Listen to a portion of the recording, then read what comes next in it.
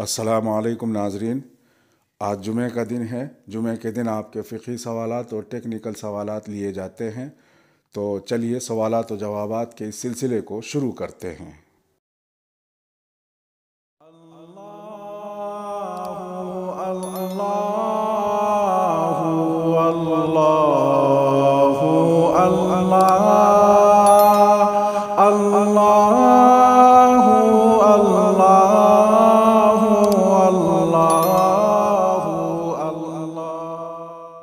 سوال: زیر تعلیم لڑکیوں کا کیا حکم ہے؟ ایام خاص میں وہ عربی قاعدہ، پارہ یا قرآن کا سبق پڑھ سکتی ہیں، چھو کر یا بغیر چھوئے؟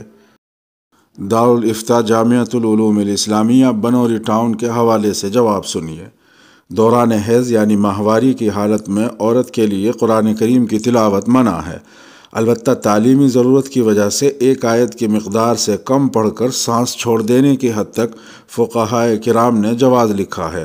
لہٰذا معلمہ طالبات کو پڑھائے یا خود طالبہ پڑھے، کلمہ کلمہ، لفظ لفظ الگ الگ کر کے پڑھے، یعنی ہجے کر کے پڑھے۔ مثلا الحمد للہ رب العالمین۔ مخصوص ایام میں خواتین کے لیے ہجے کر کے پڑھنا جائز ہے، البتہ مکمل آیت کا پڑھنا جائز نہیں۔ نیز یہ حکم میں پڑھانے والی اور پڑھنے والی دونوں کے لیے ہے۔ یہ یاد رہے کہ قرآن مجید کو براہ راست بغیر غلاف کے ہاتھ لگانا اس حالت میں جائز نہیں۔ جیسے قرآن کو جائز نہیں، ایسے ہی پارہ بھی جائز نہیں، کیونکہ وہ بھی پارہ ہی ہے، آپ نے پارے کا بھی پوچھا ہے۔ ہاں، قاعدہ اور نماز کی کتاب وغیرہ کو ہاتھ لگایا جا سکتا ہے۔ اگر معلمہ ایام سے ہو، پڑھانے والی وہ ایام سے ہو، تو وہ بچیوں سے سبق اور منزل وغیرہ زبانی سن سکتی ہے۔ اس طرح کہ مصحف کو بچی پکڑے اور معلمہ اس میں دیکھ کر سنے، اس کی بھی گنجائش ہے۔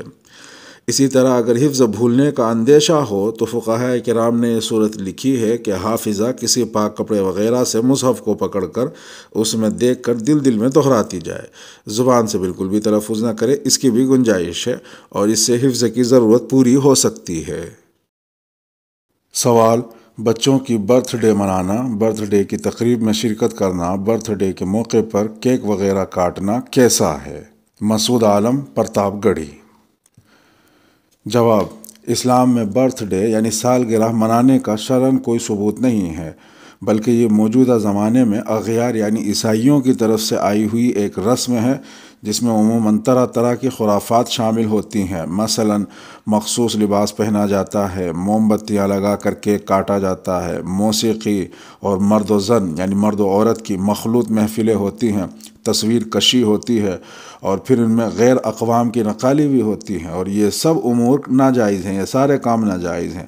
لہٰذا مروجہ طریقے پر یعنی جو طریقہ چل رہا ہے دنیا میں، مروجہ طریقے پر برتھ ڈے یعنی سالگرہ منانا شرعاً جائز نہیں ہے۔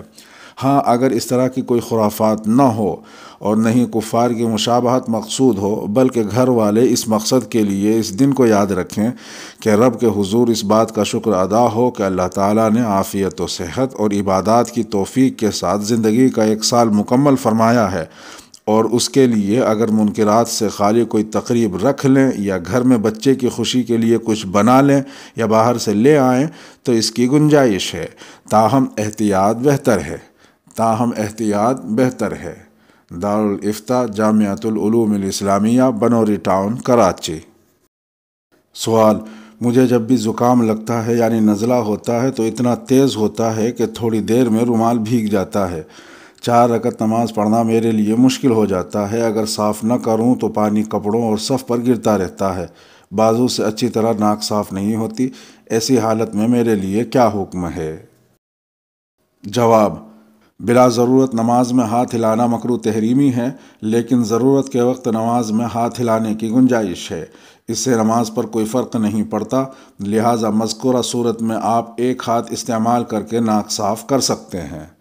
دارالافتاء جامعۃ الرشید، کراچی۔ السلام علیکم ورحمۃ اللہ وبرکاتہ۔ ایسا کوئی طریقہ بتا دیں جس کی وجہ سے واٹس ایپ اور ٹیلی گرام کے میسیج موبائل استعمال کرنے کے دوران اسکرین پر نظر نہ آئیں، جیسا کہ یہ آ رہے ہیں، یعنی یہ نوٹیفیکیشن بار سے پریشان ہیں۔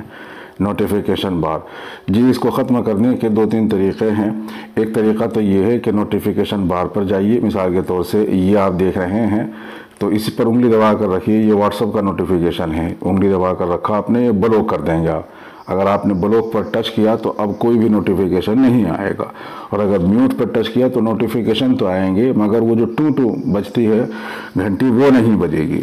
تو اگر آپ بلوک پر یہیں سے ٹچ کر دیتے ہیں تو نہ گھنٹی بجے گی نہ کسی قسم کا کوئی نوٹیفیکیشن آئے گا۔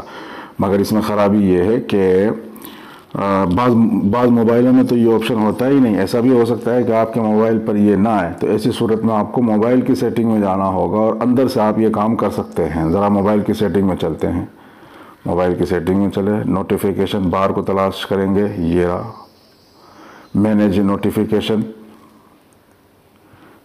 جی اس میں ساری اپلیکیشن آ جائیں گی، آپ جس کا بند کرنا چاہتے ہیں وہاں تک پہنچیے۔ واٹس ایپ کا بند کرنا ہے آپ کو، ٹیلی گرام کا بند کرنا ہے، وہاں تک پہنچیے اور پھر اس کے بعد یہاں سے بند کر دیجیے، یہ بند ہو گیا۔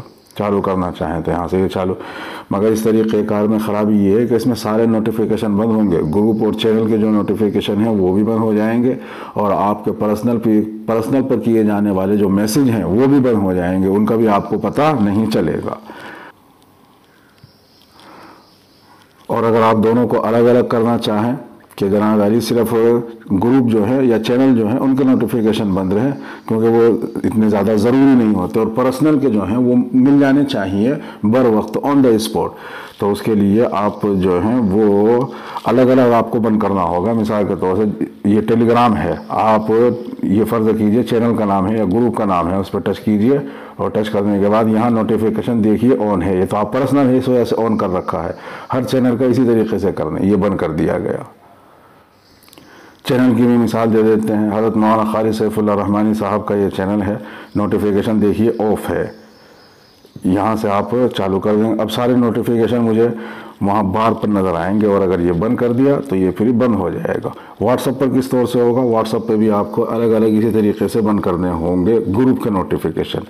واٹس ایپ پر چلتے ہیں جی، یہ واٹس ایپ پر آ گئے ہیں جی، یہ ہمارے ہی گروپ ہیں، تو آپ گروپ کے نام پہ ٹچ کریں گے اور اس کے بعد یہاں پر ٹچ کریں گے، اور آلویز آپ کو کب تک اس کو خاموش رکھنا ہے؟ آلویز ہمیشہ خاموش رکھنا ہے، آلویز پہ نشان لگائیے اور اس کے بعد اوکے کو پریس کر دیجیے، یہ خاموش ہو گیا اور آلویز ہمیشہ کے لیے خاموش ہو گیا۔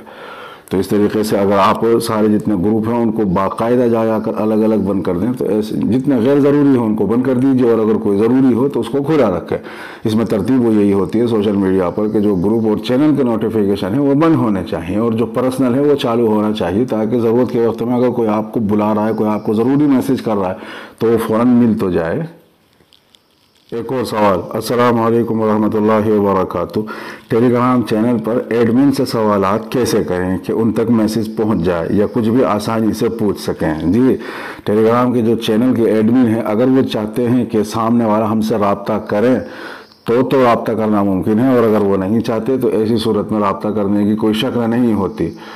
اگر ٹیلی گرام چینل کے ایڈمن نے خود اپنی آئی ڈی دے رکھی ہے یا رابطہ بورڈ بنا کر اس کا لنک دے رکھا ہے تو اس لنک کی مدد سے رابطہ ہو سکتا ہے، اور اگر ایڈمن نے کچھ بھی نہیں دے رکھا، وہ چاہتا ہی نہیں ہے کہ لوگ مجھ سے رابطہ کریں، تو ایسی صورت میں اب کوئی شکل نہیں ہے ٹیلی گرام چینل کے ایڈمن سے رابطہ کرنے کی۔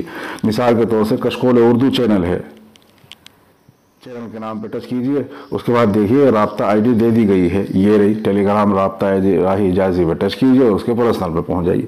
تو یہاں پر لوگ جو ہیں وہ یا تو پرسنل آئی ڈی جو ہے ان کا لنک رکھ دیتے ہیں، یا رابطہ بورڈ بنا کر اس کا لنک رکھ دیتے ہیں، اور اس پہ ٹچ کر کے پرسنل چینل جو ایڈمن ہے اس تک اپنی بات پہنچا دی جاتی ہے۔ لیکن اگر کوئی ایڈمن یہ چاہ ہی نہیں رہا ہے، وہ نہیں چاہتا کہ میرے پرسنل پر کوئی آئے، تو ایسی صورت میں اس نے کوئی چیز رکھی بھی نہیں ہے، پر جب نہیں رکھی تو اب کوئی شکل نہیں ہے اس چینل کے ایڈمن تک اپنی بات اور اپنا سوال پہنچانے کی۔ جی ایک اور سوال، السلام علیکم ورحمۃ اللہ وبرکاتہ۔ وعلیکم السلام، ٹیلی گرام سے اس سوال کو واٹس ایپ پر کیسے لایا جا سکتا ہے؟ یہ جو سوالات ہوتے ہیں جو کوئز بورڈ کے ذریعے سے پوچھے جا رہے ہیں، عارف پالن پوری گجرات سے پوچھ رہے ہیں کہ ان کو واٹس ایپ پر کیسے لایا جا سکتا ہے؟ نہیں لایا جا سکتا ہے جی، کیونکہ واٹس ایپ نے یہ سہولت نہیں دی ہے۔ واٹس ایپ بہت پیچھے چلتا ہے ٹیلی گرام کے مقابلے میں، 2-3 سال پیچھے چلتا ہے، تو اور جو واٹس ایپ نئی چیزیں لا رہا ہے وہ ٹیلی گرام ہی سے چوری کر کر کے لا رہا ہے. تو آپ حضرات انتظار کیجئے اس کے چوری کرنے کا، اور دعا بھی کرتے رہیں کہ اللہ اس واٹس ایپ کو توفیق دے اور اس طریقے کی ایک مفید چیز جو ہے وہ جہاں اس نے بہت ساری چیزیں ٹیلی گرام کی اٹھائی ہے، یہ مفید چیز بھی اٹھائے اور واٹس ایپ میں شامل کرے. اس کے ساتھ ہی ویڈیو کا اختتام ہوتا ہے. ویڈیو سماعت فرمانے پر شکریہ، کرم، مہربانی ہے. میرا نام راہی حجازی ہے. سلامتی ہو آپ پر جہاں بھی آپ ہوں.